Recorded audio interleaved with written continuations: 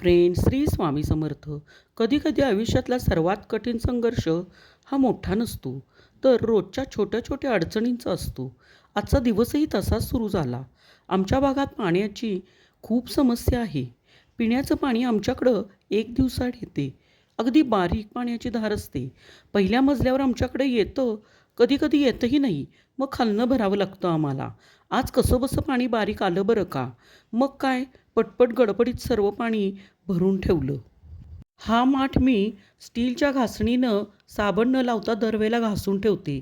त्यामुळे त्याची छिद्र ओपन होतात आणि पाणी छान पाझरतं. जीवनात अडचणी येणारच, पण त्यांच्यासमोर हार मानायची नसते. परिस्थिती कठीण असली तरी आपली जिद्द त्याहून मोठी असली पाहिजे. होय की नाही? अगदी लहान लहान संघर्षच माणसाला मजबूत बनवतात.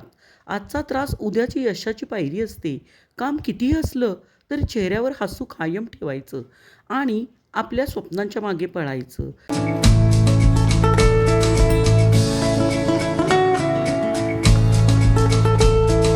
त्यानंतर ऑफिसला जायची गडबड चालू झाली बरं का. आज काय सिमला मिरचीची भाजी करायची ठरवली. सिमला मिरची छान स्वच्छ धुवून घेतली व त्यातील बिया काढून बारीक चिरून घेतली. त्यानंतर फोडणीमध्ये जिरे, मोहरी, हिंग, लसूण टाकला व हळद टाकून चिरलेली मिरची टाकली व त्यात शेंगदाण्याचा कूट टाकला, चटणी टाकली आणि डाळीचं पीठ टाकून घेतलं आणि थोडीशी चवीला साखर टाकली बरं का. थोडीशी धणे जिरे पूड व गरम मसाला पण टाकून घेतला. अशा प्रकारे भाजी झाल्यानंतर एक वाफ द्यायसाठी पलीकडच्या गॅसवर ठेवली.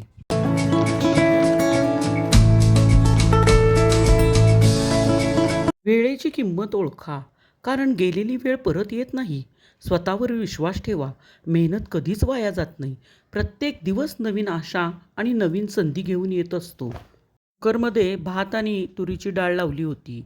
त्याच तुरीच्या डाळीची छान फोडणी देऊन आमटी बनवली व कोथिंबीर पण टाकली. एवढं करेपर्यंतच खूपच वेळ झाला होता.